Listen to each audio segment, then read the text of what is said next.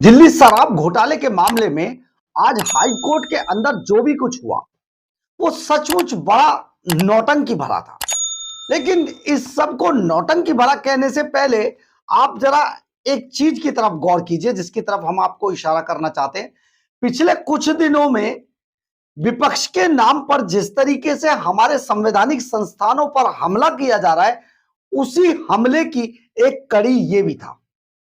आप जरा सोचिए, राहुल गांधी कितनी बार ये सब चीजें कर चुके हैं, चुनाव आयोग को क्या से क्या कैसे कैसे नारे गढ़ चुके हैं। इसके अलावा ममता बनर्जी एसआईआर का विरोध करते हुए सुप्रीम कोर्ट में काला कोट पहनकर घुस गई थी, ये भी किसी से छिपा हुआ नहीं है। और अब अरविंद केजरीवाल ने जो आज किया वो सचमुच किसी नौटंकी से कम नहीं है। यानी कि आज जो सॉलिसिटर जनरल तुषार मेहता है, उन्होंने पूरे तरीके से यह बात साफ भी कर दी है कि यह पूरी नौटंकी की जा रही है। लेकिन इस नौटंकी के पीछे कहीं ना कहीं एक सोची समझी विदेशी साजिश है। और इस विदेशी साजिश के तहत हमारे जो संस्थान है, जो हमारे संवैधानिक संस्थान है, मैं बार बार आपको बताता रहा हूं, उन्हें बदनाम करने की जो कोशिश की जा रही है उसी की एक कड़ी ये भी थी। और इस कड़ी में आज अरविंद केजरीवाल ने जो किया, आप समझिए, उसमें जो कानून के जानकार हैं वो जो बता रहे हैं और जो राजनीतिक पंडित जो इस पर अपनी टिप्पणी कर रहे हैं, उसके अनुसार इसको दो तरीके से देखा जाना चाहिए कि एक तो ये अर्बन नक्सल का एक नमूना है, और दूसरा आप जरा समझिए कि अरविंद केजरीवाल को यह पता है कि कानूनी रूप से अब वो घिर चुके हैं।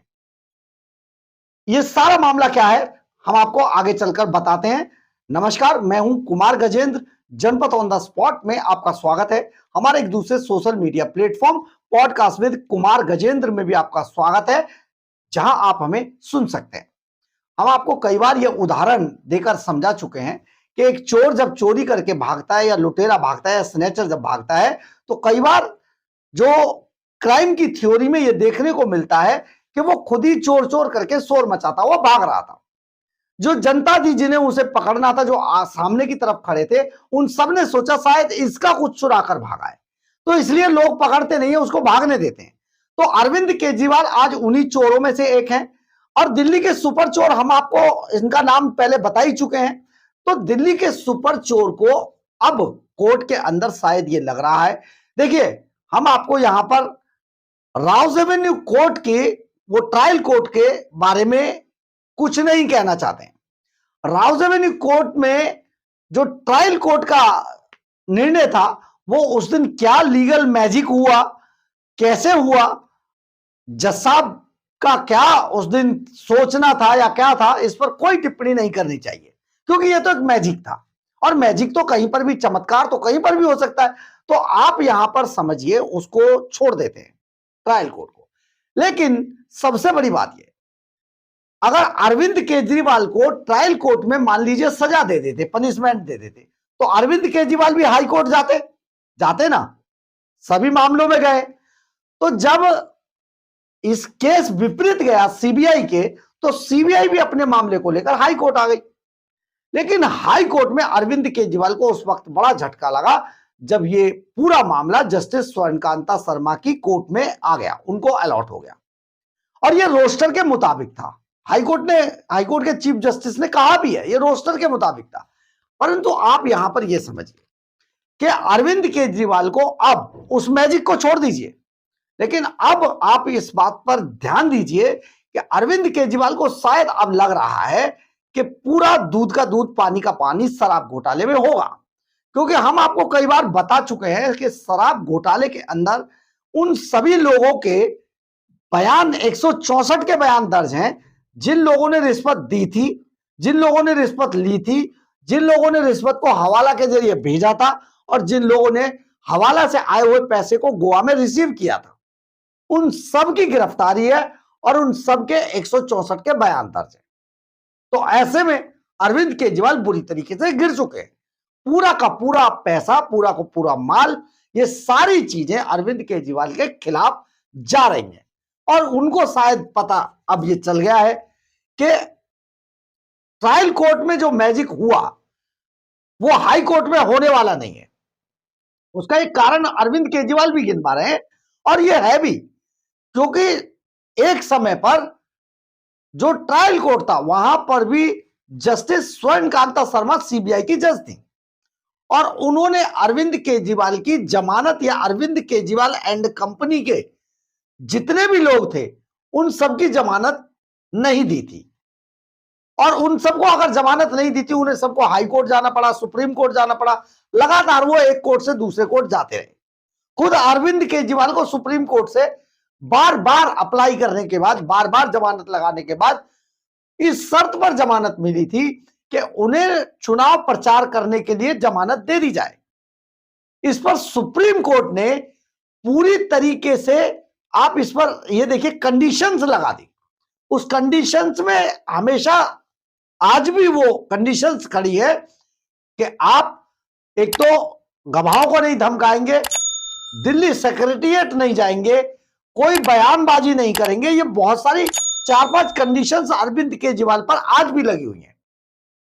तो ये कंडीशन बेल जो मिली थी अरविंद केजरीवाल को सुप्रीम कोर्ट से, इस शर्त पर मिली थी कि मुझे चुनाव प्रचार करने दिया जाए, क्योंकि बाद में अरविंद केजरीवाल ये हल्ला मचाते कि मोदी ने उनको इसलिए जेल में डलवा दिया कि मोदी डरता था और चुनाव प्रचार उनको नहीं करने दिया, जबकि ऐसा नहीं था। अरविंद केजरीवाल, उनकी पत्नी और उनकी पार्टी ने पूरे तरीके से जनता के बीच में जाकर जनता से भीख मांगी, हमें बचा लीजिए, अरविंद केजरीवाल को बचा लीजिए ताकि वो जेल ना जाए। लेकिन जनता ने उन पर रहम नहीं किया, क्योंकि जनता जान चुकी थी दिल्ली की कि ये सुपर चोर है दिल्ली का, और दिल्ली के सुपर चोर को खुला नहीं छोड़ना है। तो ऐसे में अरविंद केजरीवाल फंस गए थे बुरी तरीके से। अब जब अरविंद केजरीवाल ये बात जानते हैं कि जब कोई केस आदमी एक नीचे की अदालत से सेटिस्फाई नहीं होता है, तो ये उसका फंडामेंटल राइट है कि वो अपनी ऊपर की अदालत में अप्लाई कर सकता है। तो सीबीआई ने अगर किया तो क्या जुल्म किया। लेकिन अरविंद केजरीवाल अब इस पूरे मामले को, क्योंकि उन्हें पता है जस्टिस स्वर्णकांता शर्मा की बेंच के सामने दूध का दूध पानी का पानी होने वाला है, ऐसे में अरविंद केजरीवाल को साफ तौर पर पता लग गया है कि शराब घोटाले में उन्हें बड़ी सजा मिलने वाली है। इसी बात को सोचकर अरविंद केजरीवाल, जो हमारे लीगल जानकार बताते हैं, जो पॉलिटिशियंस से हमने इस पर चर्चा की है, वो जो बता रहे हैं उसके अनुसार अरविंद केजरीवाल को बड़ी सजा हाई कोर्ट से मिलने जा रही है, क्योंकि ये यहां पर फेयर जो डिसीजन है वो होने वाला है। तो आप समझिए, क्रिकेट के मैच में कोई भी टीम ये कहकर क्रिकेट का मैच नहीं खेल सकती कि भैया अंपायर तो मेरी मर्जी का आप लगा दीजिए, ऐसा नहीं होता है। तो अदालत में ऐसा कैसे हो सकता है। अब अरविंद केजरीवाल को यह डर सता रहा है कि उनको सजा तो होकर रहेगी। अगर शराब घोटाले में अरविंद केजरीवाल एंड कंपनी को सजा हो जाती है हाई कोर्ट से, तो उनके लिए बहुत बड़ा महंगा पड़ेगा। उनका राजनीतिक कैरियर पहले ही डगमगा रहा है, तो ऐसे में केजरीवाल करेंगे तो करेंगे क्या। तो इसलिए अगर उनको सजा होती है तो अरविंद केजरीवाल ये हल्ला मचा सके उस वक्त, या आम आदमी पार्टी ये हल्ला मचा सके कि देखिए हम तो पहले ही कह रहे थे कि हमें सजा मिल जाएगी इस कोर्ट से, इसीलिए हम जज बदलवाना चाह रहे थे। तो ये पूरा एजेंडा चलाया जा रहा है।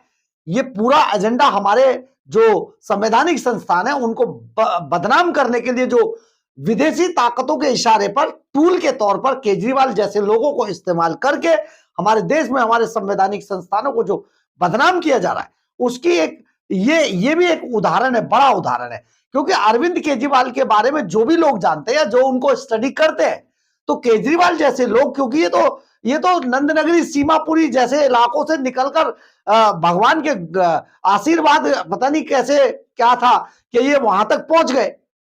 अदरवाइज ऐसे लोग तो कभी ऐसे पता नहीं कितने लाउड स्पीकर टांग कर घूमते हैं, जंतर मंतर पर देखेंगे तो वहां हर वक्त धरने प्रदर्शन ही चलते रहते, लेकिन उनको चांस नहीं मिला। परंतु अरविंद केजरीवाल ने जो साजिशें रची, चाहे वो मैग्सेसे पुरस्कार हो, चाहे वो कोई भी ऐसा काम हो, वो कैसे मिले ये तो समझ नहीं आया।